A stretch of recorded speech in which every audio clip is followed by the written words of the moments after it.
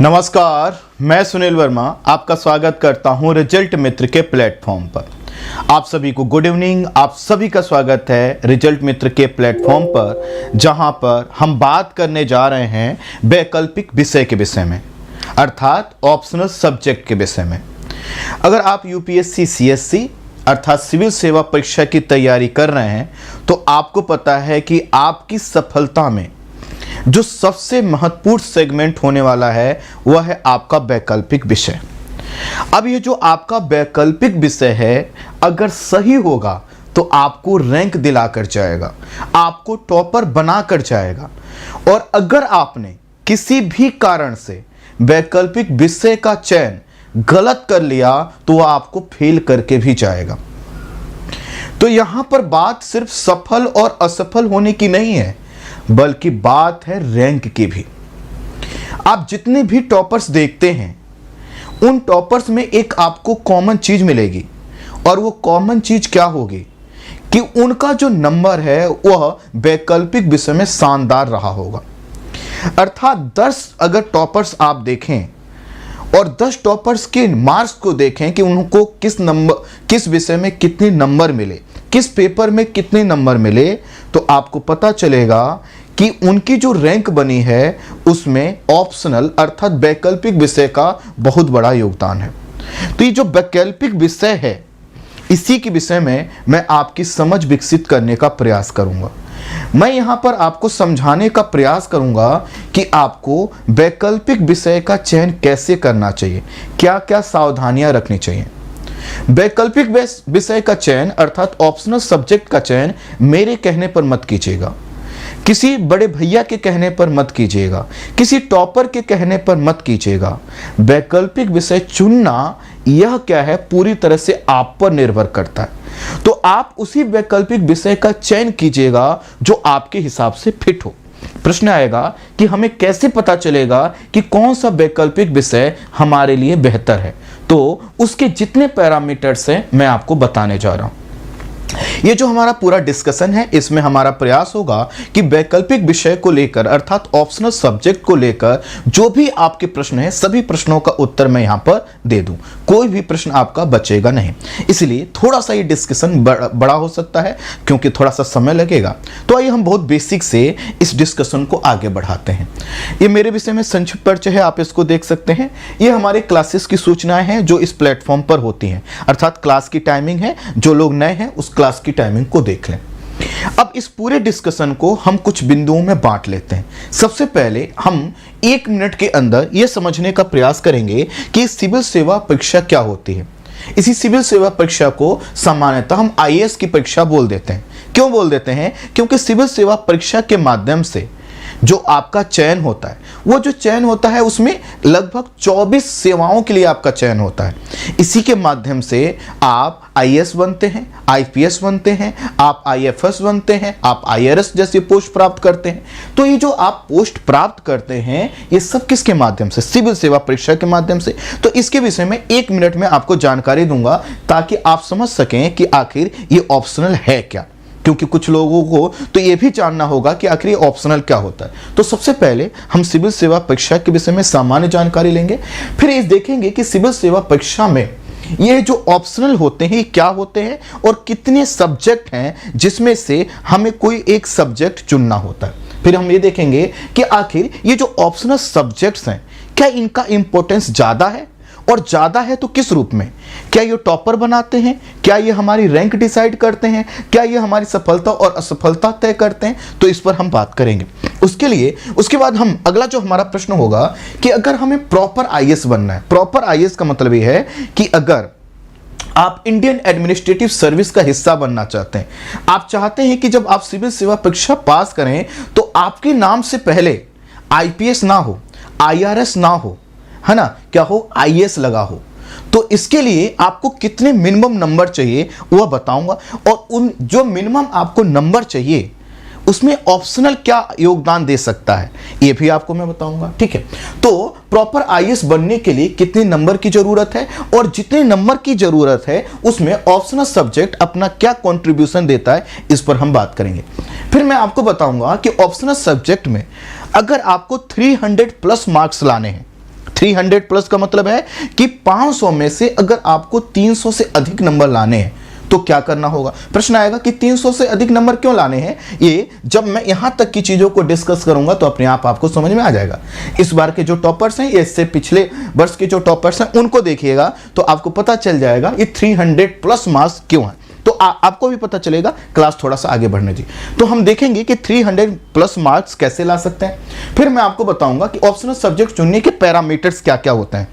क्या कोई छोटा सब्जेक्ट है तो उसको ले लें, क्या किसी विषय में थोड़ा सा हमारा इंटरेस्ट है तो हम उसको ले लें, या किसी ने कह दिया है कि वो वाला विषय उससे ज्यादा लोग सेलेक्ट होते हैं तो क्या हम वो वाला विषय ले लें, या फिर वह विषय लें जो हमने ग्रेजुएशन में रखा। तो इन सभी पैरामीटर्स पर मैं आपको बात करूंगा। फिर अगला प्रश्न होगा कि ऑप्शनल सब्जेक्ट का चयन कब करना चाहिए, अर्थात क्या हमने तैयारी आज प्रारंभ की है तो आज ही हम सबसे पहले ऑप्शनल डिसाइड करें, या 2-3 महीने जीएस पढ़ के करें, या फिर हम प्रीलिम्स क्रैक करने के बाद ऑप्शनल डिसाइड करें। कब करना चाहिए, सुटेबल टाइम कौन सा होता है, और कब कर लेने से क्या फायदा और क्या नुकसान होता है, ये हम बात करेंगे।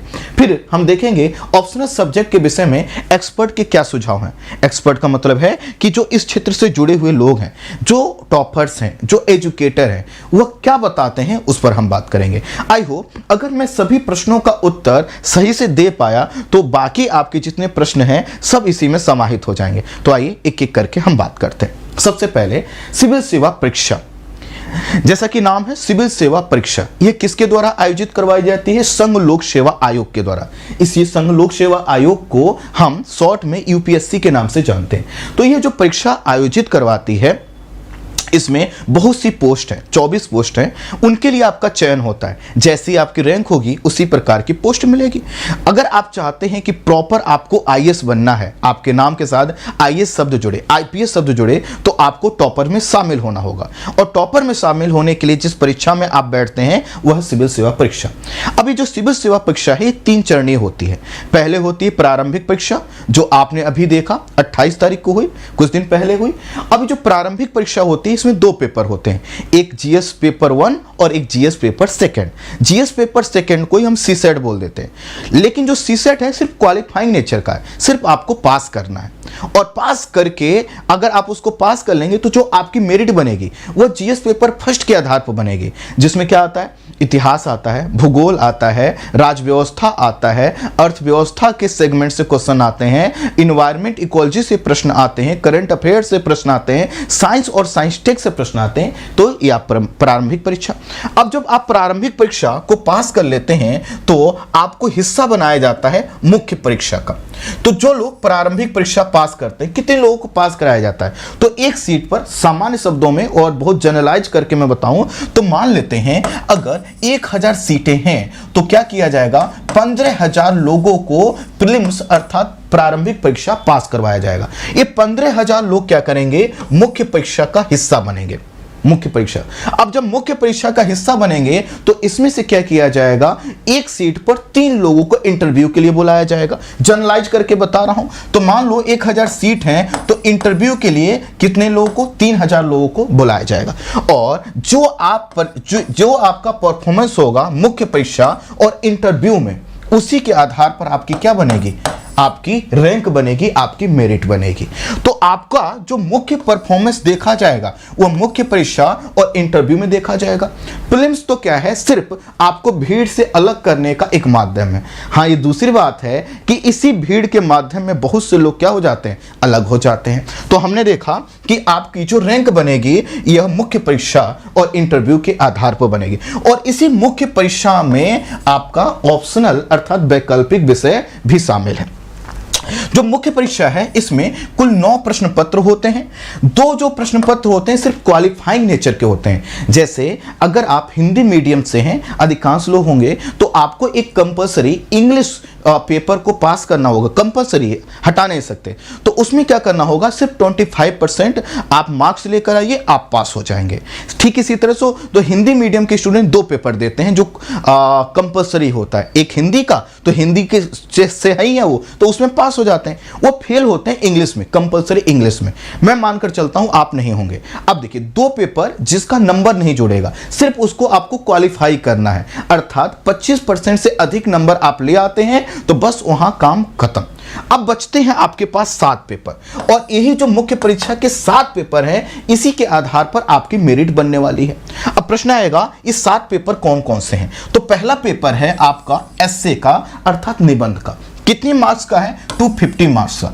उसके बाद आपके पास आते हैं जीएस के 4 पेपर, जीएस के 4 पेपर, और प्रत्येक पेपर का जो मार्क्स है वो कितने का है? 250 मार्क्स का है। तो ये कितना हो गया? 1000 नंबर का आपका जीएस हो गया, 250 मार्क्स का आपका एस्से हो गया। फिर आपको क्या करना है? आपको मिलेंगे 2 पेपर, एक कोई आप वैकल्पिक विषय रखेंगे। कौन सा वैकल्पिक विषय रख सकते हैं? अभी मैं उसकी लिस्ट बताऊंगा। तो आप जो भी वैकल्पिक विषय रखेंगे, उसके एक विषय के 2 पेपर होते हैं, पेपर फर्स्ट, पेपर सेकंड। कोई भी वैकल्पिक विषय रखेंगे उसके 2 पेपर होंगे, और दोनों पेपरों का प्रत्येक पेपर का मार्क्स कितना है? 250 250। इसका मतलब कितना हुआ? ये हुआ 500। इन सबको जोड़ दीजिए तो कितना नंबर हुआ? मुख्य परीक्षा का जो टोटल मार्क्स होते हैं वो कितना होता है? 1750। 1750 नंबर की मुख्य परीक्षा है, जो लिखित है, जो कि डिस्क्रिप्टिव है, और इसमें आप जितना अच्छा प्राप्त करेंगे, आपके लिए जो आपका सिलेक्शन है उतना ही आसान हो जाएगा, और इसमें जितना अच्छा परफॉर्म करेंगे, आपकी रैंक भी उतनी ही अच्छी बनने वाली है। और उसमें भी यह जो सेगमेंट है ना, ऑप्शनल सब्जेक्ट जिस पर हम बात कर रहे हैं, इसका इंपॉर्टेंस सबसे ज्यादा है। इसका जो इंपॉर्टेंस है सबसे ज्यादा। क्यों सबसे ज्यादा है, मैं अभी आपको बताने वाला हूं। कुल मिलाकर 1750 नंबर में से 500 नंबर का आपके पास एक वैकल्पिक विषय है। एक वैकल्पिक विषय के 2 पेपर होंगे। इन दोनों में आप जितना अच्छा स्कोर कर सकते हैं, आपके लिए क्या है, उतना ही बेहतर है। अब देखिए, अब जब आपने मुख्य परीक्षा पास कर लिया तो हमने कहा आपको फिर कहां बुलाया जाएगा? इंटरव्यू देने के लिए। और जब इंटरव्यू देने के लिए बुलाया जाएगा तो यह जो इंटरव्यू है वो है 275 मार्क्स का। इसमें भी आप अच्छा करेंगे, और जब इसमें भी अच्छा कर लेंगे तो आपके टोटल मार्क्स देखे जाएंगे। ये देखा जाएगा कितना हुआ, इन दोनों को जोड़ दीजिए, इन दोनों को जोड़ देंगे तो 2025। अब 2025 में से जितना आपने जो नंबर प्राप्त किए हैं, उसी के आधार पर आपकी रैंक और मेरिट बनने वाली है। कितनी रैंक और मेरिट बनने वाली है, इसको थोड़ा सा टॉपर्स के माध्यम से देखिए। आप इस चीज को टॉपर्स के माध्यम से देखिए। हमने फर्स्ट रैंकर को यहां पर शामिल किया है, और फर्स्ट रैंकर को हम उनके नंबर आपको बता रहे हैं, जिससे जो लोग ये कहते हैं कि सर हमें फर्स्ट रैंक लेकर आना है, उनको पता तो चल जाए कि आखिर उनको नंबर कितना लाना है। तो हमने क्या कहा, 1750 नंबर का आपका मेंस है, और आपका देखिए यहां पर ध्यान से देख लीजिए, कंफ्यूज मत होइएगा। 1750 नंबर का मेंस का पेपर और 275 मार्क्स, 275 नंबर का इंटरव्यू। तो यहां पर क्या कीजिए, हम इसको भी लिख देते हैं, 1750 नंबर ये और 275 नंबर किसके? इंटरव्यू के। और इसी में जितना नंबर आपका होगा, उसी के आधार पर आपकी रैंक बनेगी। अब देखिए, इसी में जब क्या होता है, हर साल जब पेपर होता है तो लगभग अगर देखा जाए तो जो सबसे अधिक नंबर प्राप्त करते हैं, उनमें एक कॉमन चीज होती है, उनका जो मेंस में नंबर होता है वो काफी अच्छा होता है। कुछ लोगों ने इंटरव्यू के आधार पर भी रैंक हासिल की है, लेकिन अधिकांश केसेस में देखा जाता है कि जिन्होंने मेंस में अर्थात 1750 नंबरों में जो पेपर है, इसमें अच्छा परफॉर्म किया, इसका मतलब जिन्होंने अपने वैकल्पिक विषय में अच्छा परफॉर्म किया, जिन्होंने जीएस के 4 पेपरों में अच्छा परफॉर्म किया, जिन्होंने निबंध के पेपर में अच्छा परफॉर्म किया, उनके टॉप होने की संभावना बढ़ जाती है। इसको इस रूप में देखिए। यहां पर हमने फर्स्ट रैंकर लिया है। ये जितने भी टॉपर्स हैं, कौन से हैं? ये फर्स्ट रैंकर हैं, और फर्स्ट रैंकर वर्ष वाइज हमने दिखा है। आप यहां से जर्नी स्टार्ट करते हैं टीना डाबी से। इनका नाम आपने काफी ज्यादा सुना होगा, हाल के समय में चर्चा में बनी हुई थी। अब आप यहां पर देखिए, इन्होंने कितने नंबर प्राप्त किए हैं? 868। नंदिनी है ना 927, अनुदीप 950, कनिष्क कटारिया 942। आप इनके नंबर्स देखते जाइए, यहां पर देखिए। और यहां पर इशिता किशोर है, इनका भी देख लीजिए। अर्थात 2022 तक के टॉपर्स को हमने यहां पर दिखाया। इनके नंबरों को देखेंगे तो आप अगर इसको जनरलाइज करें, ध्यान करना, अगर आप जनरलाइज में इसको करूं तो 875 से 915 के बीच में ये लोग नंबर लेकर आ रहे हैं। किस में? रिटेन में। रिटेन का मतलब क्या है? 1750 में। किस में से? 1750 में। अब फिर इनको क्या होता है? इंटरव्यू। अब देखिए, इंटरव्यू आपके हाथ में नहीं है। जैसे अगर मैं आपसे कहूं कि आप तैयारी करके आइए किसी विषय पर, हमने आपको कोई विषय बता दिया, इतिहास, भूगोल, कुछ भी, हमने कहा आप तैयारी करके आइए, हम आपका वाइवा लेंगे, है ना। वाइवा का मतलब है कि उसी विषय से हम प्रश्न आपसे पूछेंगे। अब मेरे दिमाग में कितने भी जटिल प्रश्न हैं मैं आपसे पूछ सकता हूं। हो सकता है आपने तैयारी की हो ना की हो, तो आपके लिए दिक्कत हो सकता है। जब पूछने का अधिकार मेरे पास है, मैं कहीं पर आपको फंसा सकता हूं। तो इंटरव्यू जो होता है, आप समझिए 5 लोग आपके सामने बैठे हैं, और जब 5 लोग आपके सामने बैठे हैं, उनके दिमाग में क्या चल रहा है वो कुछ भी पूछ सकते हैं।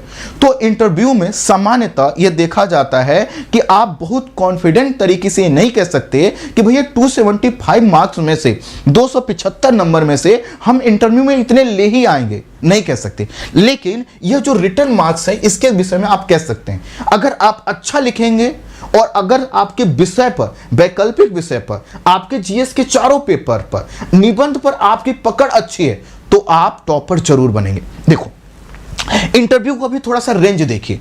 यहां पर देख सकते हैं टीना डाबी को 195 नंबर, यहां पर 193 नंबर। इन लोगों का जो रैंक मिला है वो इंटरव्यू का बहुत बड़ा योगदान है। लेकिन यहां पर अगर आप नंबर देखेंगे, खासकर यहां तक ये नंबर देखिए, तो आपको पता चलेगा इनके टॉप करने में जो सबसे ज्यादा योगदान है वो किसका है? मेंस का।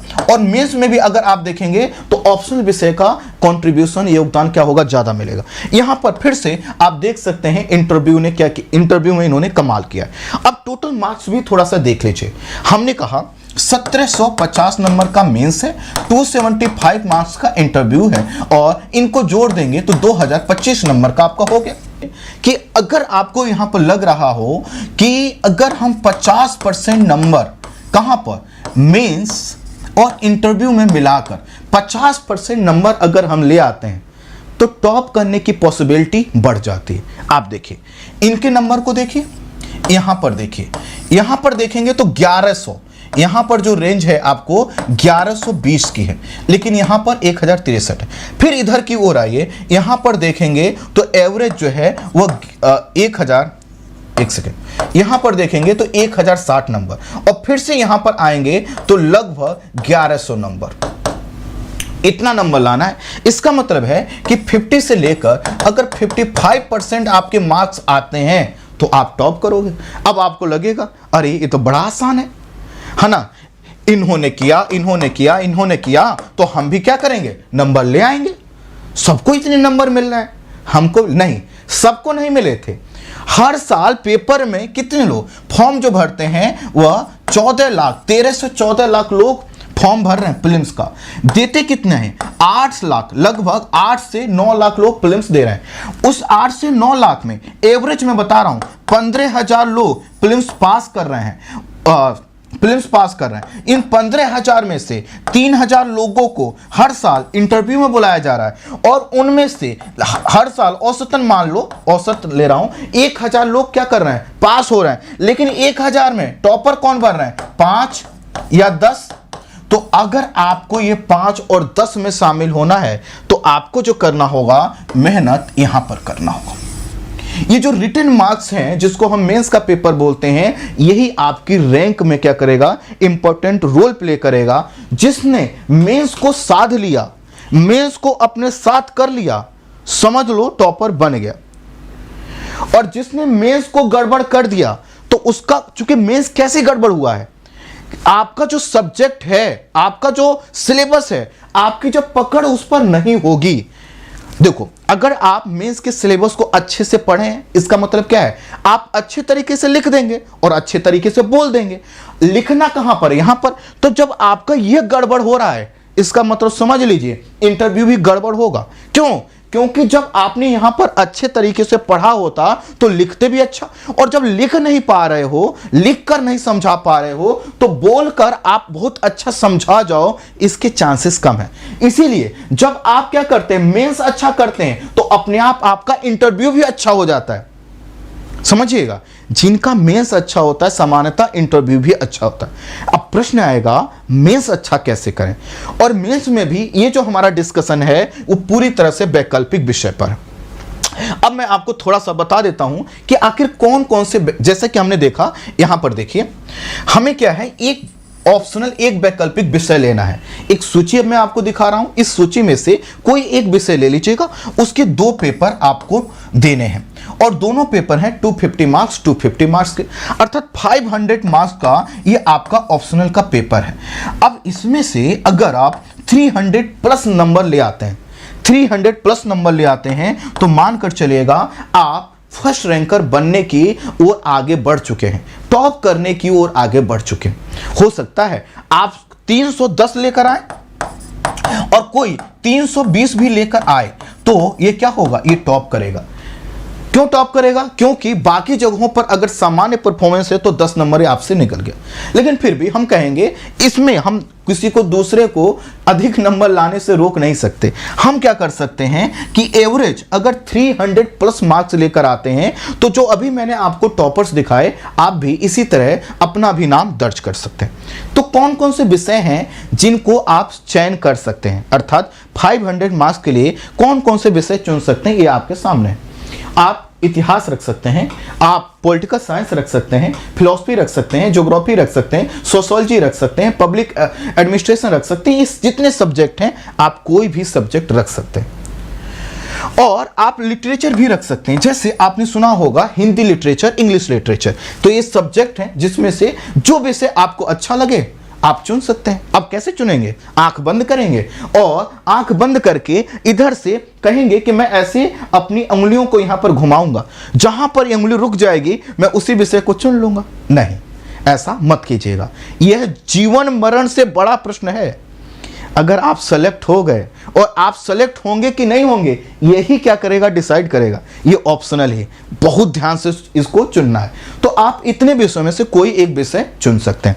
अब कई लोग कहते हैं कि सर लिटरेचर क्या होता है? लिटरेचर देखिए, जैसे आप सब लोगों ने हिंदी लिटरेचर सुना होगा, संस्कृत सुना होगा, तो हिंदी साहित्य, संस्कृत साहित्य, आपके पास साहित्य का भी कई विकल्प हैं। आप इतने साहित्य में से भी कोई एक विषय ले सकते हैं। इसका मतलब ये नहीं कि यहां से एक लेना है, यहां से लेना है, नहीं, आप इसमें से या इसमें से एक सब्जेक्ट ले लीजिए। जैसे यहां पर लिखा है लिटरेचर, तो लिटरेचर कई प्रकार के होते हैं ना, हिंदी लिटरेचर अलग है, इंग्लिश लिटरेचर अलग है ना, जो है कि संस्कृत लिटरेचर अलग। तो इस लिटरेचर में से आप कोई भी ले सकते हैं। तो इस तरह से इतने विषय हैं, इनमें से ले सकते हैं। अब प्रश्न आएगा हम कौन सा विषय लें, तो ये कैसे डिसाइड होगा, ये आगे आइए ये बताता हूं। अब सबसे पहले आप एक चीज समझिए कि वर्तमान समय में ये जो पेपर का नेचर है ये कैसा है, और इसमें ऑप्शनल का जो योगदान है वो हमें किस रूप में देखने को मिलता है। जब आप ऑप्शनल के इंपॉर्टेंस को, है ना, करंट सिचुएशन में समझ लेंगे, तो अपने आप आपको पता चल जाएगा कि भैया अभी जो हमने देखा कि अगर 50% प्लस मार्क्स ले आते हैं, 50% प्लस मार्क्स ले आते हैं, तो हमारे टॉपर बनने की संभावना बढ़ जाती। तो ये 50% मार्क्स में ऑप्शनल कितना हेल्पफुल करेगा ये हमें देखना होगा। लेकिन थोड़ा सा पीछे जाते हैं। अभी जो हमारा पैटर्न बना हुआ है, आपको पता है वर्ष 2013 में सिलेबस में चेंजेस किए गए, और उसके बाद, लेकिन उससे पहले अगर हम देखें तो एक हमें हिंदी माध्यम का स्वर्ण युग देखने को मिलता है। स्वर्ण युग क्यों कह रहा हूं? क्योंकि जब अगर आप टॉपर देखेंगे, जैसे किरण कौशल, हिंदी माध्यम से 3rd रैंक, उससे ज्यादा कोई रैंक आई नहीं है। 1st और 2nd रैंक हिंदी मीडियम से अभी बची हुई है। अब अगर आपके अंदर टैलेंट है, अगर आपके अंदर क्षमता है कि भाई हम तो हिंदी मीडियम से पढ़ रहे हैं, मतलब आप क्या करेंगे, 2nd रैंक लेकर आएंगे, 1st रैंक लाएंगे, तो आप इतिहास बनाने वाले हैं। थोड़ा 2013 से पहले ऑप्शनल में क्यों ये 3rd रैंक आया, क्यों 5th रैंक आया, क्यों 6th रैंक आया, क्यों 8th रैंक आया? ये पहले अंडर 10 में हिंदी माध्यम से कैसे स्टूडेंट आते थे, अब क्यों नहीं आ रहे हैं? और क्यों अब कहा जाता है कि वर्तमान का जो ट्रेंड है वह इंग्लिश मीडियम को सूट करता है, हिंदी मीडियम को सूट नहीं करता? उसको थोड़ा सा देखिए। तो पहले जब मेंस होता था 2013 से पहले, तो इसमें आपको क्या करना होता था, यहां पर ध्यान दीजिए, एक पेपर होता था जीएस के पेपर, जीएस का जो वेटेज था मेंस में वो 600 का था। लेकिन जो आपको वहां पर ऑप्शनल विषय कितने रखने होते थे, 2, और एक ऑप्शनल विषय का कितना नंबर का था, 600। तो 2 आपने ऑप्शनल रखे तो कितने का हो गया, 1200। अब देखिए 1200 नंबर का ऑप्शनल था, 600 नंबर का जीएस था, ठीक है, और निबंध कितने का था? 200। अब होता क्या था, हिंदी मीडियम के जो स्टूडेंट हैं वो सामान्यतः आर्ट्स बैकग्राउंड से पढ़कर आते थे और 2 विषय वह लेते थे जिससे उन्होंने या तो ग्रेजुएशन किया या पोस्ट ग्रेजुएशन। अब उनके पास खूब शानदार जानकारी होती थी और आप देख सकते हैं यहां पर इसका रोल कितना है ऑप्शनल का, 60%। तो कोई दूसरे जैसे साइंस बैकग्राउंड से या किसी दूसरे बैकग्राउंड से आने वाला व्यक्ति या इंग्लिश मीडियम वाला स्टूडेंट थोड़ा सा ऑप्शनल को लेकर इतना कंफर्ट फील नहीं करता था। हिंदी मीडियम वाले जो उन्होंने बीए में पढ़ा है, अच्छे अच्छे यूनिवर्सिटी में पढ़ने वाले, ये वही दौर है जब आपने सुना होगा कि इलाहाबाद यूनिवर्सिटी से इतने सिलेक्शन, लखनऊ यूनिवर्सिटी से इतने सिलेक्शन, पटना यूनिवर्सिटी, ये वही ऑप्शनल वाला दौर है। तो यहां पर क्या होता था, ऑप्शनल का जो वेटेज था वो बहुत 60% था और इसमें हिंदी मीडियम वाले ऑप्शनल अपने वैकल्पिक विषय में बहुत अच्छा करते थे। और देखो कितना अच्छा करते थे, 600 का यहां पर क्या था, जीएस का था। तो यहां पर इंग्लिश मीडियम वाले, ध्यान देना, इंग्लिश मीडियम वाले जीएस में हिंदी मीडियम वालों को पीछे छोड़ देते थे। लेकिन चूंकि हिंदी मीडियम वाले इस ऑप्शनल में इतना आगे निकल जाते थे कि वह इंग्लिश मीडियम वालों से हमेशा आगे बने रहते थे और इसी के कारण वह 3rd रैंक तक प्राप्त कर पाते थे। ठीक है, तो यहां पर देखेंगे तो इस दौर में 2013 से पहले हिंदी मीडियम के स्टूडेंट की ऑप्शनल सब्जेक्ट पर पकड़ बहुत अच्छी थी और इसी से हिंदी माध्यम से अधिक रैंक, अच्छी रैंक हमें देखने को मिलती है। लेकिन समय पलटता है और समय पलटता है 2013 के बाद। अब देखो, जीएस हो गया है 1000 नंबर का और ऑप्शनल हो गया 500 नंबर का। अब क्या हुआ, जो मजबूती हिंदी मीडियम को मिली थी वो किधर शिफ्ट हो गई, इंग्लिश मीडियम को। और इंग्लिश मीडियम वाले पहले भी जीएस में हिंदी मीडियम वालों को पीछे छोड़ रहे थे, अब तो पूरा उनकी तरफ क्या हो गया, उनके पक्ष में आ गया। जिस आधार पर हिंदी मीडियम के लोग रैंक बनाते थे उसी का वेटेज क्या हो गया, कम हो गया। तो यहां पर ऑप्शनल सब्जेक्ट का नंबर कितना है, 500। जिस ऑप्शनल का पहले परसेंटेज क्या था, 60% था, अब उसका वेटेज क्या हो गया, 28 से 29%। और यहां से क्या होता है, हिंदी मीडियम में अब हमें रैंक ढूंढना पड़ता है। क्यों ढूंढना पड़ता है, क्योंकि उनके ऑप्शन खत्म हो। लेकिन बिगड़ा नहीं है कुछ। सोचो, ये जो 500 मार्क्स है ना, आप इसमें इंग्लिश मीडियम वालों से आगे निकल सकते हो अगर आप अपने विषय का चयन सही से करते हो, उस पर मेहनत करते हो, तो वह आपसे जीएस में आगे जाएंगे। जीएस 1000 नंबर का है, उसमें इंग्लिश मीडियम वाले आगे हैं क्योंकि उनके पढ़ने का अप्रोच अधिक है। अगर आप हमारे प्लेटफॉर्म पर जुड़े हो और आप हमसे पढ़ते हो तो हम सही कह रहे हैं, इंग्लिश मीडियम वालों को हम छोड़ेंगे पीछे, लेकिन अभी थोड़ा समय लगेगा, है ना, क्योंकि हम जब दिखाएंगे, देखो कि हमारे प्लेटफॉर्म से ये रिजल्ट, अभी समय लगेगा। खैर, कुल मिलाकर अभी आपके पास 500 मार्क्स का ऑप्शनल है। इसको अगर आप बेहतर करके चलते हैं तो आप क्या करेंगे, इंग्लिश मीडियम वालों से यहां आगे जाएंगे। और जब इंग्लिश मीडियम वालों से यहां पर आगे निकलेंगे तो जो वह जीएस में आपसे आगे निकल रहे थे उसको थोड़ा सा कवर कर लेंगे और आप अब भी रैंक बना सकते हैं। लेकिन ध्यान देना होगा, अभी आपका जो 500 का ऑप्शनल है इसका चयन बहुत सावधानी से करना होगा, क्योंकि आपने देखा होगा बहुत से विद्यार्थी 2 साल 3 साल तैयारी करने के बाद ऑप्शनल चेंज करते हैं, तो बहुत बड़ी मिस्टेक उनसे होती है। क्या मिस्टेक होती है मैं आगे बताऊंगा।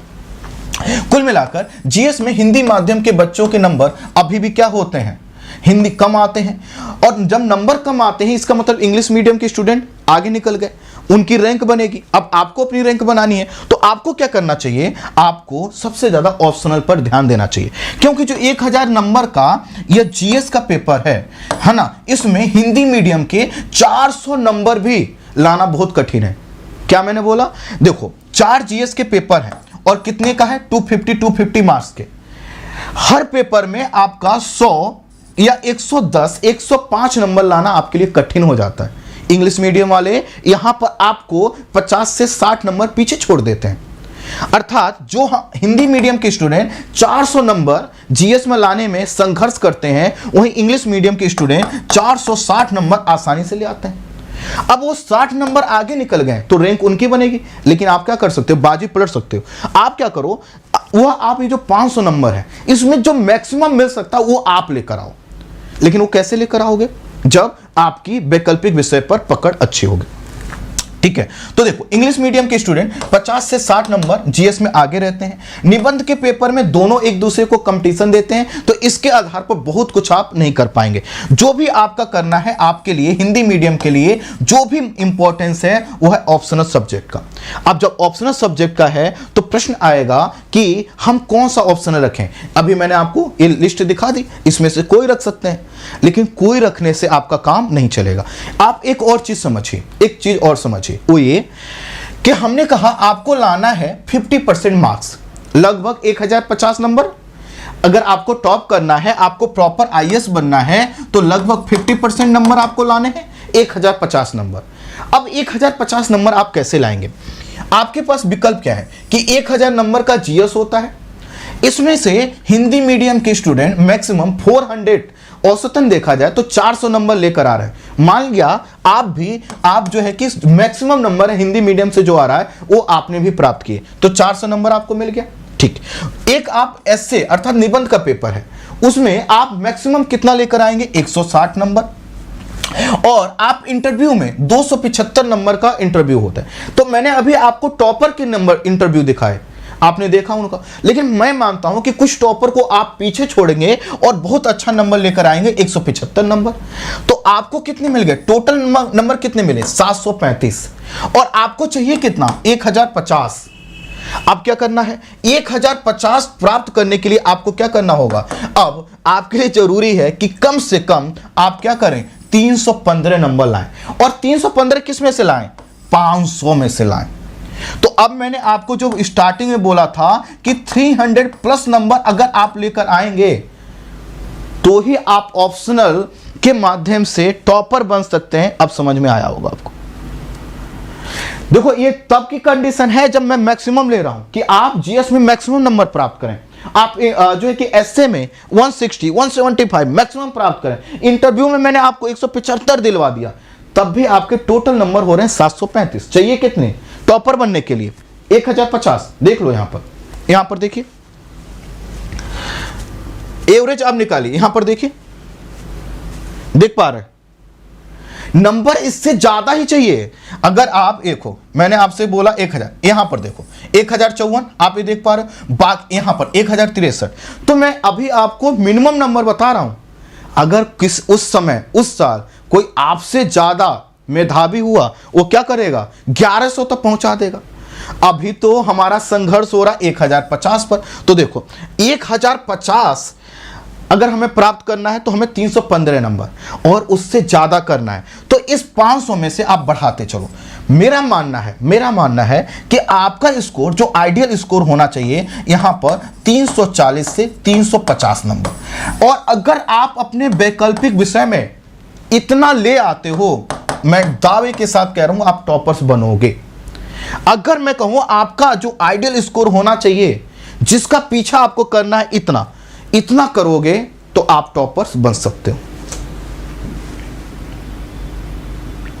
ठीक, अब प्रश्न आएगा कि आखिर इतने नंबर आएंगे कैसे और किस विषय में ला सकते हैं, उसी को हमें देखना है। अब हमें 300 प्लस नंबर लाने हैं और एग्जैक्ट कहूं मैं तो मैं कहूंगा 340 या 330 नंबर लाने हैं। इसके लिए जरूरी क्या है? हम एक ऐसे सब्जेक्ट को, एक जो हमारे पास विषय है उसमें से उस विषय का चयन करें जो स्कोरिंग हो, मतलब जिससे खूब नंबर मिलते हो। कोई ऐसा विषय है जिसमें हम लिखते तो बहुत अच्छा है, नंबर मिलता ही नहीं, फेल हो जाओगे, अर्थात आपकी रैंक नहीं बनेगी। तो पहला देखो, मैं बता रहा हूं कि कैसे आप इतना नंबर लाएंगे। जो विषय अगर आपने विषय चुनते समय ऐसा विषय चुना जो कम स्कोरिंग है, तो सब कुछ खत्म, टाटा बाय बाय।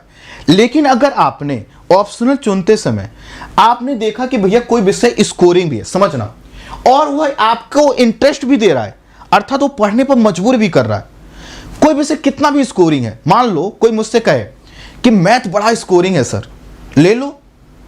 अरे मैं मैथ एक पेज पढ़ के मुझे जो है कि 4 दिन की नींद आती है, मैं क्या करूंगा? भले ही कितना स्कोरिंग है, मेरे लिए वो इंटरेस्टिंग नहीं है। तो पैरामीटर्स, स्कोरिंग सब्जेक्ट होना चाहिए, इंटरेस्टिंग होना चाहिए, और जो भी आपने विषय लिया उस पर पकड़ ऐसी हो कि प्रश्न कहीं से घुमा के पूछे, आप उसको एकदम ट्रैक पर ले आओ। आप उसको इतने शानदार तरीके से लिखो कि कोई दूसरा नहीं लिख सकता है, और आपने उस विषय को क्या किया हो, पर्याप्त समय दिया हो। अर्थात उस कंडीशन में आप ऑप्शनल नहीं रख सकते कि आपने प्रीलिम्स क्रैक कर लिया, 3 महीने बाद मेंस है। अब आप क्या करते हो कि कोई भी विषय कितना भी आपका स्कोरिंग हो, कितना भी इंटरेस्टिंग हो, लेकिन आपने उसको समय ही नहीं दिया, तो आप उस सब्जेक्ट के साथ आप जस्टिस ही नहीं किए। और जब आपने उस सब्जेक्ट के साथ जस्टिस नहीं किया, उसके साथ उसको समय नहीं दिया, तो क्या हुआ, वो सब्जेक्ट इंटरेस्टिंग और स्कोरिंग होते हुए भी खत्म। ठीक है, तो सब्जेक्ट को आप पर्याप्त जब समय देंगे, सब्जेक्ट स्कोरिंग होगा, इंटरेस्टिंग होगा, उस पर आपकी पकड़ मजबूत होगी, आपने बहुत ज्यादा लिखने का प्रयास किया होगा और आपके उस विषय की भाषा पर पकड़ होगी।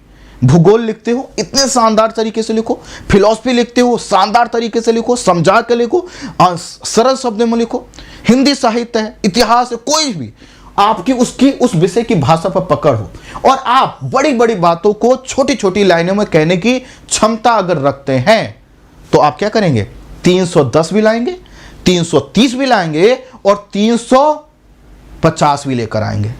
और 300 से ऊपर जैसे जैसे बढ़ेंगे, नंबर नहीं बढ़ रहे हैं, रैंक बढ़ रही है, आपकी रैंक बढ़ रही है।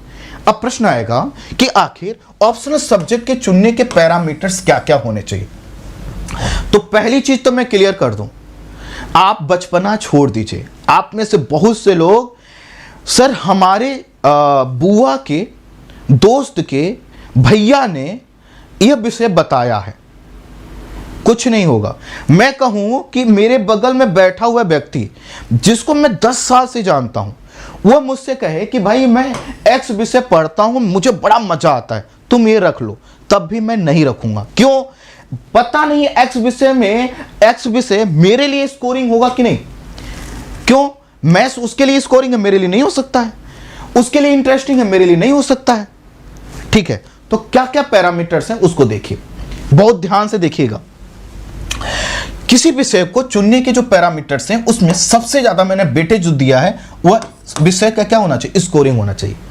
इसका मतलब है कि ए और बी 2 विषय हैं और मुझे ए में भी समान इंटरेस्ट है और बी में भी। इसमें एवरेज जो नंबर आते हैं, ध्यान देना, वो 260 आते हैं और बी में एवरेज जो नंबर आते हैं वो 305 या 310 आते हैं। मैं क्या करूंगा, मुझे बी चुनना चाहिए। तो जो सबसे ज्यादा इंपॉर्टेंस आपको देना चाहिए वह विषय के स्कोरिंग होने पर पहला। लेकिन सिर्फ एक पैमाना यह नहीं है, एक पैमाना नहीं है, वो विषय स्कोरिंग। अब मान लो आपको पता चला कि 4 से 5 ऐसे विषय हैं जिनमें नंबर बड़े अच्छे उठ रहे हैं, फिर प्रश्न आएगा कि दूसरा पैमाना। आप अब उन विषयों में से देखो कि आपके लिए कौन सा इंटरेस्टिंग है, कौन सा आपके लिए इंटरेस्टिंग है। अर्थात उन 4-5 विषयों में कौन सा ऐसा विषय है जिसको पढ़ते समय आपको नींद नहीं आती, आपको पढ़ते समय सपने नहीं आते, पढ़ते समय आपको उबाई नहीं आती, पढ़ते समय नहीं लगता कि भैया क्या ही ले लिया हमने। ये इंटरेस्टिंग होना चाहिए। अगर इंटरेस्टिंग नहीं होगा, वैकल्पिक विषय का नोट्स ऐसा है ना, पूरा जैसे होता ना, कहता है पोथा पढ़ना, ऐसा होता है ऑप्शनल। 20, 50, 100 पेज का नहीं है कि मन को रोक कर पढ़ लोगे ना। ऑप्शनल में अगर आपको 310, 320, 330 नंबर लेकर आने हैं, तो आपको क्या करना होगा, वो सब्जेक्ट चुनिए जो स्कोरिंग होने के साथ साथ इंटरेस्टिंग भी हो। अब मान लेते हैं कि आपको फिर से यहां पर 4 से 5 सब्जेक्ट मिल गए कि सर मेरे लिए 4 से 5 स्कोरिंग है और उन्हीं में से कुछ विषय क्या है, इंटरेस्टिंग भी मिल गए, बहुत अच्छा। अब उनमें से कौन सा लें, उनमें से कौन सा लें? तो आप ऐसा सब्जेक्ट लीजिए जो आपको जीएस और निबंध में हेल्प करे।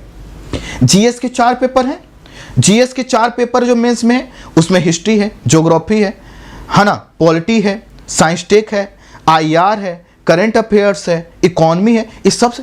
तो अगर आपको कोई ऐसा विषय लगे जो आपको लग रहा है स्कोरिंग भी है, इंटरेस्टिंग भी है, और उसमें भी 2, 3, 4 सब्जेक्ट हैं, तो आप किसको रखेंगे, जो जीएस और निबंध में आपको हेल्प करे। लेकिन अभी ध्यान देना, बात पूरी नहीं हुई, अभी ऑप्शनल मत डिसाइड करना, बात पूरी होने दो। तो ये पहले पैरामीटर। उसके बाद अगला जो पैरामीटर होता है, कुछ लोग कहेंगे कि सर हमने ग्रेजुएशन में जो सब्जेक्ट रखे थे क्या हम उनको रख लें? तो ग्रेजुएशन के आधार पर सब्जेक्ट कब आपको रखना है? इन 3 के बाद, अर्थात इनका इंपॉर्टेंस सब इससे भी ज्यादा है। क्यों? क्योंकि आपने ग्रेजुएशन जहां से किया है, पोस्ट ग्रेजुएशन जहां से किया है, हमें नहीं पता कि वो कैसी यूनिवर्सिटी थी, उसमें कितने अच्छे तरीके से पढ़ाई हुई।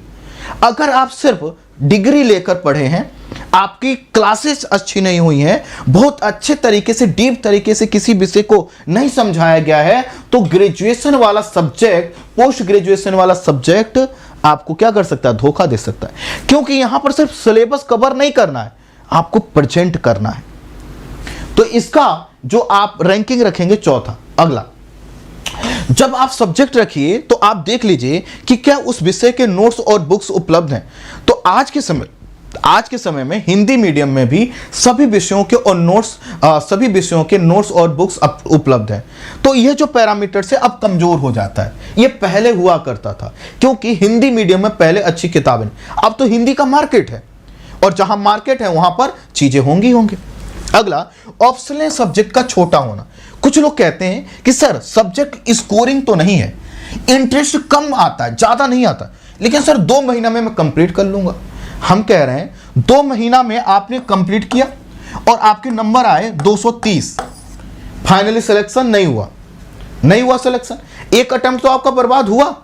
और अगली बार भी यह विषय में आप जो है कि चूंकि आपका क्या है, इंटरेस्ट उसमें है नहीं, अगली बार भी यह विषय आपको ज्यादा से ज्यादा हो सकता है 240 दे दे, 260 दे दे, है ना, 290 भी दे दे। लेकिन अगर 10 नंबर से भी आपका सिलेक्शन रुक गया तो क्या फायदा हुआ छोटा लेने का?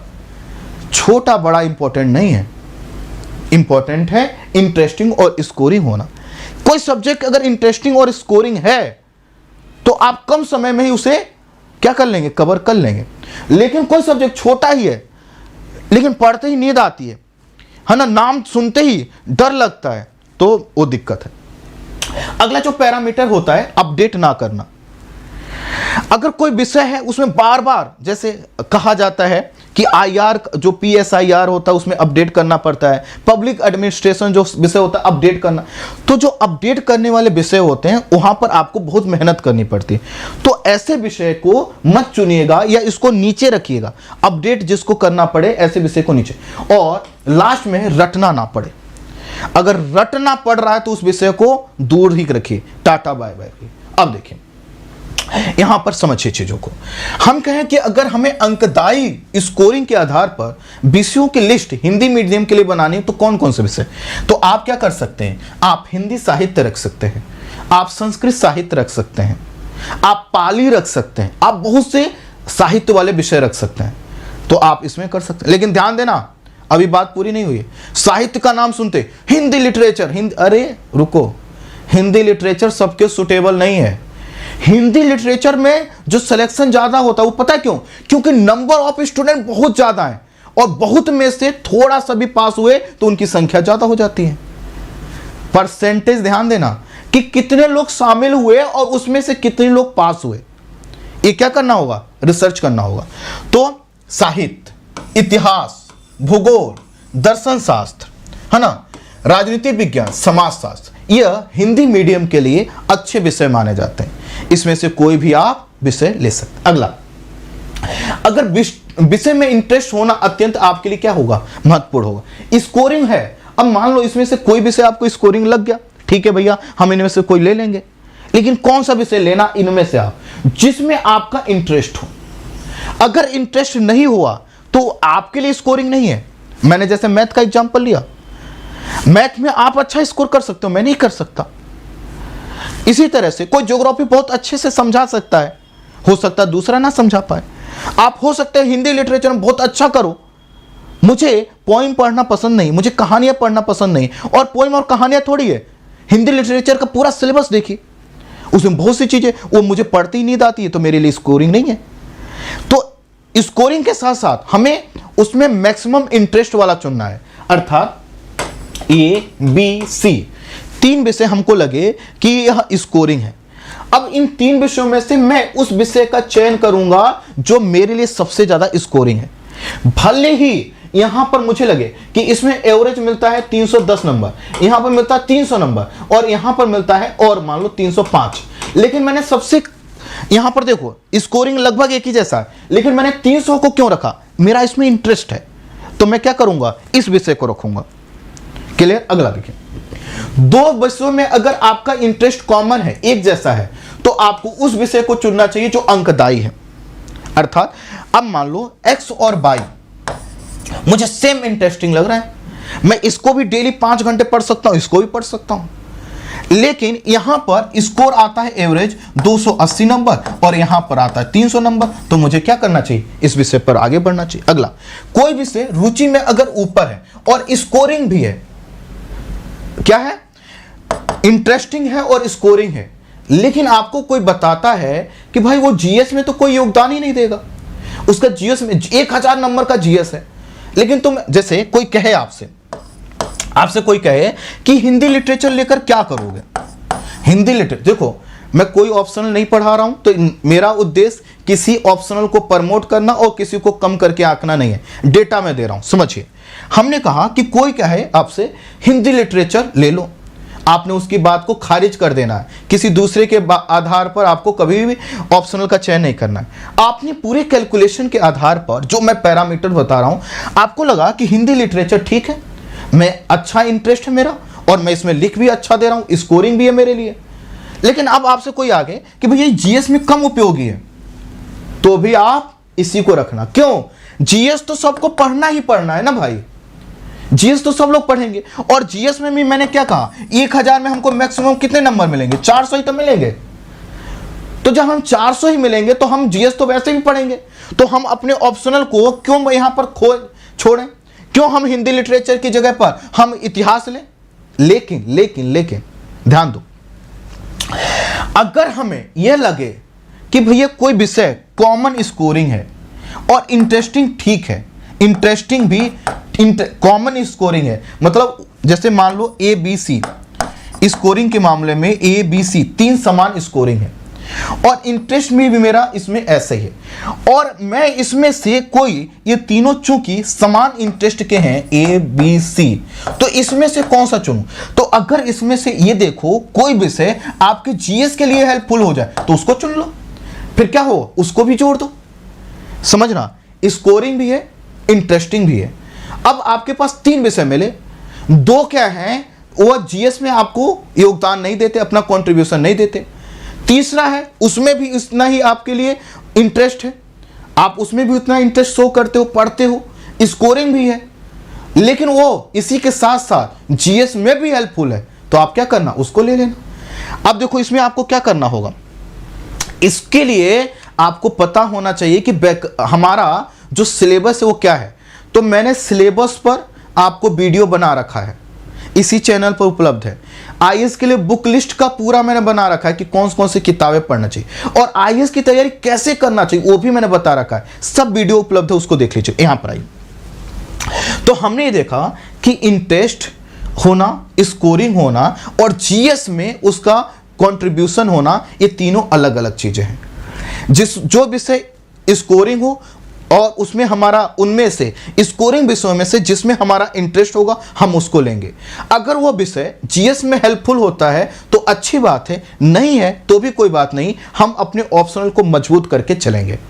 हम ऑप्शनल को इस आधार पर नहीं छोड़ देंगे क्योंकि ये जीएस में योगदान नहीं देता, क्योंकि जीएस तो वैसे ही हम पढ़ लेंगे, ऑप्शनल में अगर हम अच्छा कर सकते हैं तो हम उसी को लेंगे। अगला देखिए, बैकग्राउंड के विषय को हम तभी लें जब हम लोगों ने ग्रेजुएशन किसी अच्छे यूनिवर्सिटी से, जैसे दिल्ली यूनिवर्सिटी से पढ़े हो या यूनिवर्सिटी कोई भी XYZ कोई भी नाम हो उसका, पढ़ाई आपकी अच्छी हुई हो, कोई उस विषय पर जब आपसे बात करता हो तो इसका दिल एकदम खुश हो जाता हो कि क्या बात किया, क्या बात बोला, क्या डायमेंशन है। तो अगर आपने ग्रेजुएशन या पोस्ट ग्रेजुएशन इस रूप में किया है और पोस्ट ग्रेजुएशन ठीक से किया है तो आप उस विषय को रखना। क्यों? क्योंकि 3 साल 5 साल आपने पढ़ा है। पढ़ा कैसे होगा? बिना इंटरेस्ट के। तो आपने इंटरेस्ट के साथ उसमें पढ़ा है और अब आपको क्या करना है, आंसर राइटिंग करके उसको स्कोरिंग बना दीजिए। स्कोरिंग तो आप बनाते हैं ना, आप अच्छा लिखेंगे तो स्कोरिंग हो जाएगा।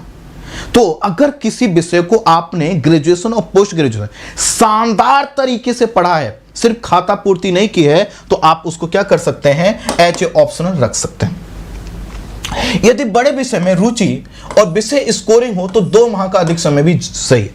इसका क्या मतलब, अब आपसे कोई कहता है कि छोटा ऑप्शनल लेना, छोटा, आप कहना छोटे बड़े के चक्कर में नहीं पढ़ना। मान लो एक विषय है एक्स, 3 महीने में तैयार कर सकते हो, दूसरा है वाई, इसको 5 महीने में आपको तैयार कर, लेकिन आपका ये इस विषय में इंटरेस्ट है और आपको लगता है स्कोरिंग भी है, ये छोटा सा सब्जेक्ट आपको नंबर ही नहीं देकर जाता, क्या करोगे? तो आप क्या करना, 5 महीने वाले का 2 महीने बचाने के चक्कर में आप 2 अटेम्प्ट बर्बाद कर दोगे, डिप्रेशन में चले जाओगे और फिर आपके पास मौका भी नहीं मिलेगा कि आप एक्स से वाई पर शिफ्ट हो सको। ऑप्शनल चेंज नहीं करना है। इसलिए कोई आपको समय के आधार पर, छोटे और बड़े के आधार पर ऑप्शनल डिसाइड मत कीजिएगा। ऑप्शनल डिसाइड कीजिएगा स्कोरिंग होने के आधार पर, इंटरेस्टिंग होने के आधार पर, उसमें आपकी पकड़ के आधार पर, और उसको कितना अच्छे तरीके से प्रेजेंट कर सकते हैं उसके आधार पर। अगला, इस समय नोट्स और बुक्स की उपलब्धता लगभग सभी विषयों की है, इस आधार पर अब किसी विषय को खारिज मत कीजिएगा। अर्थात कई लोग आपको सुझाव देंगे, क्या सुझाव देंगे, आपसे कहेंगे कि भैया ये XYZ हिंदी में इसके नोट्स नहीं आते, नहीं, गलतफहमी है, आप पता करो, दुकान पर जाओ, उस विषय के एक्सपर्ट से पूछो, एजुकेटर से बात करो, कहो कि सर आप हमारी मदद करिए। जैसे ज्योग्राफी ऑप्शनल मैं पढ़ाता हूं, तो मुझसे कोई पूछेगा, मैं 10 किताबों के नाम बता दूंगा, नोट्स बता दूंगा, पढ़े वो, ठीक। अगला, यदि किसी विषय को अधिक छात्र ले रहे हैं तो आवश्यक नहीं कि वह विषय आपके लिए भी, जैसे हिंदी लिटरेचर में भीड़ है तो आप भी रख लोगे तो आप भी अच्छा कर पाओ, जरूरी नहीं, आपको जो सूटेबल लगे वो लेना है। भीड़ जो कर रही है भीड़ को करने दीजिए, आपको तो अपना रैंक बनाना ना, आप तो भीड़ के साथ सामूहिक रूप से सिलेक्शन नहीं लेंगे ना। आप ये थोड़ी कह रहे हैं कि चलो सिलेक्शन ले लेंगे और सब लोग मिल बांट लेंगे, नहीं ना, एक सीट आपको चाहिए तो अपनी सीट आपको सिक्योर करनी होगी।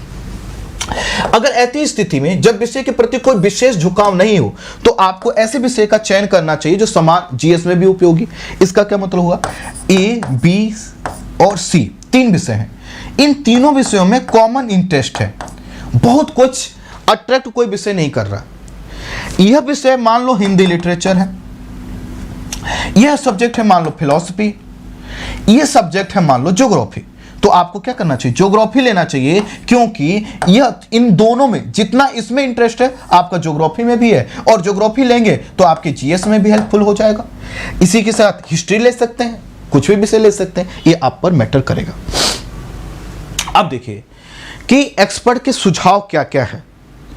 तो वैकल्पिक विषय का जो चयन के सुझाव, पहला जो शर्त है वो ये है कि वैकल्पिक विषय का चयन है ना, एक दिन या एक रात में नहीं करें, एक दिन या रात में नहीं। बहुत से लोग क्या करते हैं, एकदम तनाव में आ जाते हैं, और इतना तनाव में आ जाते हैं कि उनको लगता है कि आज ही रात में डिसाइड कर लूंगा तो कल से मैं पढ़ना चालू कर दूंगा या पढ़ना चालू कर दूंगी। आज जो भी टेंशन लेना है, आज जो भी सोचना है, आज की रात हमारी कयामत की रात होगी और कल से हम ऑप्शनल पढ़ना। इसको बोलते हैं मूर्खता, और मूर्खता करके आप टॉपर नहीं बन सकते हो, सेलेक्ट नहीं हो सकते हो। तो जो भी आपको विषय लेना है एक दिन रात में नहीं, आप इस पर कई दिनों तक विचार कीजिए, और विचार कीजिए भाव के आधार पर नहीं, डाटा के आधार पर। आप ये देखिए कि भाई किसी विषय को जो मैं ले रहा हूं उसमें औसतन स्कोर कितना आता है, उसमें मेरा झुकाव किधर की, उस विषय में मेरा झुकाव कितना, इंटरेस्ट कितना बन पा रहा है। उसके पुराने प्रश्नों को देखिए, पिछले वर्ष के प्रश्नों को देखिए, आप उस विषय से जुड़े हुए कुछ लोगों से बात कीजिए, और जब सभी तरह से सुनिश्चित हो जाए तब आपको चयन करना चाहिए। फिर अगला, आपको वैकल्पिक विषय का जो चयन है वो कभी भी स्टार्टिंग में नहीं करना चाहिए, स्टार्टिंग में नहीं करना चाहिए। कब करना चाहिए, जब आपने जीएस को कम से कम 3 से 4 माह पढ़ लिया हो।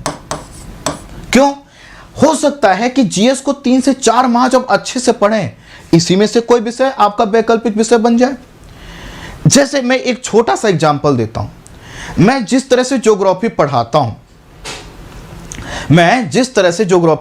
हूं, कुछ बच्चे पढ़ने के बाद कहते हैं सर मैं यही ऑप्शनल लूंगा या लूंगी। उनको क्यों? क्योंकि मजा आने लगता है। ठीक इसी तरह से हो सकता है जीएस में आप इतिहास पढ़ें, आप पॉलिटिकल साइंस पढ़ें, मतलब पॉलिटी और कॉन्स्टिट्यूशन वाला पार्ट पढ़ें। इसी तरह से कोई दूसरा विषय आपके लिए क्या हो सकता है, इंटरेस्टिंग उस समय बन सकता है। तो कम से कम 3 से 4 महीने जीएस पढ़ने के बाद ही आपको लेना चाहिए। अगला, कुछ लोग कहते हैं कि वैकल्पिक विषय का जो चयन है हम क्या करेंगे, प्रीलिम्स के बाद लेंगे। नहीं, जिस तरह से हमने कहा बहुत जल्दीबाजी में निर्णय लेना कि हम कौन सा वैकल्पिक विषय लें, वह घातक है। ठीक उसी तरह से वैकल्पिक विषय का चयन समय पर ना करना वो भी घातक है। तो जो सामान्यतः 3 से 4 महीने का जब समय निकल जाए, आपने जीएस को पढ़ लिया, उसके बाद क्या करना चाहिए, आपको वैकल्पिक विषय का चयन कर लेना चाहिए। अगला, वैकल्पिक विषय का जो भी आपने चयन किया है उसके सिलेबस को क्या करना चाहिए, प्रीलिम्स से पहले अर्थात प्रारंभिक परीक्षा से पहले आपका वो जो सब्जेक्ट है ऑप्शनल है वो कंप्लीट हो जाना चाहिए। क्योंकि अगर प्रारंभिक परीक्षा के बाद तो आपके पास बिल्कुल समय ही नहीं रहता कि आप रिवीजन के अलावा कुछ भी कर सकें। सब कुछ रिवीजन पर चलता है, लेखन का प्रयास करना है, आंसर राइटिंग करना है, रिवीजन करना है। तो जो भी आप ऑप्शनल लें, आपको प्रारंभिक परीक्षा से लगभग 2 माह पहले वो कंप्लीट कर लेना है, तभी आप क्या कर सकते हो, उसमें अच्छा स्कोर कर सकते हो। क्लियर है? अगला, वैकल्पिक विषय का जो चयन है वह किसी के कहने पर ना करें, किसी के कहने पर नहीं, उसमें सिर्फ और सिर्फ आपको निर्णय लेना होगा। ठीक है? अच्छा, अब जब आप वैकल्पिक विषय चुने तो यह देखें कि जो आपका उस विषय में, किसी विषय को आप इसलिए ले रहे हो क्योंकि वह आपके लिए इंटरेस्टिंग है। तो इंटरेस्टिंग ऐसा तो नहीं है जैसे हिंदी साहित्य में बच्चे कहते सर करना ही क्या है, कहानी और उपन्यास ही तो पढ़ने हैं। मैं उनसे पूछता हूं कि एक बात बताओ, कहानी और उपन्यास पूरे हिंदी लिटरेचर के कितने सिलेबस का हिस्सा है? 10%, 15%, 20%, 25%? कहते हैं सर ये तो हमने सोचा ही नहीं। तो मैंने कि बाकी कौन पढ़ेगा? कहानी और उपन्यास पढ़ लोगे बाकी? तो जो आपका इंटरेस्ट है वो पूरे सिलेबस और पूरे ऑप्शनल के संदर्भ में होना चाहिए। अगला, जो भी आप ऑप्शनल लें उसको क्या करें, आप समय दें, उसके PYQ अर्थात प्रीवियस ईयर्स के क्वेश्चंस को देखें, उसके मॉडल प्रश्नों को सॉल्व करें और साथ ही साथ उसके शॉर्ट नोट्स बनाते चलें। अगर आपने शॉर्ट नोट्स नहीं बनाए तो आपका जो वैकल्पिक विषय जिस आधार पर भी आपने चुना है वो आपके लिए हेल्पफुल नहीं रहेगा। अगला, अगर आप वैकल्पिक विषय आपका सही है तो किसी दूसरे के कहने पर आप अपने ऑप्शनल को चेंज मत कीजिए। ऑप्शनल को, जैसे मान लेते हैं कि किसी स्टूडेंट ने क्या किया, किसी स्टूडेंट ने X, Y, Z कोई भी ऑप्शनल लिया और एक बार उसका रिजल्ट आया, अभी मान लो कोई तैयारी कर रहा, अगले साल कोई रिजल्ट आया और उसमें लगा कि अरे इस विषय से तो अच्छा कोई रैंक मिला ही नहीं, तो आप चेंज मत करना। हो सकता है आपकी तरह किसी ने बहुत अच्छे तरीके से उसको प्रेजेंट ना किया हो, तो आप ऑप्शनल का चेंज इस तरह से मत करना कि कोई टॉपर नहीं मिल रहा तो हम चेंज कर लेते हैं। अगर आपने चुना सही से है, मेहनत सही से कर रहे हो, तो आप उसमें क्या करोगे, रिकॉर्ड बनाओगे। और अगर आपने क्या किया, देखा 1 साल का रिजल्ट, आपने निर्णय सही लिया था, मेहनत भी किया और आपने रिजल्ट देखकर अपना निर्णय चेंज कर लिया, या कोई आपसे आके कहे कि भैया पिछली बार तो इसमें नंबर अच्छे आए थे, इस बार अच्छे नहीं आए, चेंज कर दो, और आपने चेंज कर दिया, तो सब कुछ आपने बर्बाद कर लिया। जो भी विषय आप लें उसके शॉर्ट नोट्स बनाने के साथ साथ ध्यान दें उसकी भाषा पर विशेष ध्यान दें, अर्थात उस विषय को किसी को समझाने के लिए आप क्या उदाहरण देंगे, किस तरह के शब्दों का चयन करेंगे, किस तरह का भाषा प्रवाह रखेंगे, उस पर आपको क्या करना चाहिए, ध्यान देना चाहिए। ठीक, इसके साथ साथ यहाँ पर जो आपको करना है उस विषय में आपका जो प्रेजेंटेशन है वो यूनिक हो, वो यूनिक हो। तो उसमें आप क्या डाल सकते हैं, मैप, डायग्राम, फ्लो चार्ट, क्या चीज। तो अपने आंसर को, उस विषय के आंसर को अच्छा करने के लिए जो भी आप यूनिक चीजें डाल सकते हैं उसको जरूर डालिए। और अगर इतना आप कर ले जाएंगे, मैं सही बता रहा हूं, आपका जो ऑप्शनल को लेकर जितनी भी चीजें हैं वो सब आपकी दूर हो जाए। अब आपको डिसाइड करना है कि हमने जो आपको ऑप्शनल का लिस्ट बताया उसमें से आप कौन सा ऑप्शन लेने वाले हैं। तो जो भी ऑप्शन लेने वाले हैं उनके पैरामीटर्स हमने बता दिए हैं, आप उसका क्या कीजिए, चयन कीजिए और उसी के आधार पर आपको क्या करना है, डिसाइड करना है और आगे बढ़ना है। लेकिन फिर से मैं कह रहा हूं, ऑप्शनल अगर सही से डिसाइड नहीं किया तो आपके पूरे सपने पर पानी फिर सकता है। इसलिए आराम से धीरे धीरे इस पर विचार कीजिए और तार्किक तरीके से डेटा के आधार पर एक्सपर्ट से बात करके, अपनी चीज़ों का परीक्षण करके, अपने इंटरेस्ट को देखकर, अपने प्रेजेंटेशन को देखकर तब क्या कीजिए, इस विषय का अर्थात ऑप्शनल का चयन कीजिए। क्या हम इस चीज को समझ पाए होंगे? जरूर समझ पाए होंगे। चलिए मिलते हैं नेक्स्ट क्लास में। अगर सेशन पसंद आया हो तो दोस्तों के साथ अधिक से अधिक शेयर कीजिएगा और आप मुझसे सोशल मीडिया पर जुड़ सकते हैं हमारे प्लेटफॉर्म के माध्यम से। सभी social media handles, Telegram channel का लिंक वीडियो के डिस्क्रिप्शन में है, वहीं पर हम इसका भी PDF डाल देंगे, आप वहां से प्राप्त कर लीजिएगा। Thank you so much. Good night.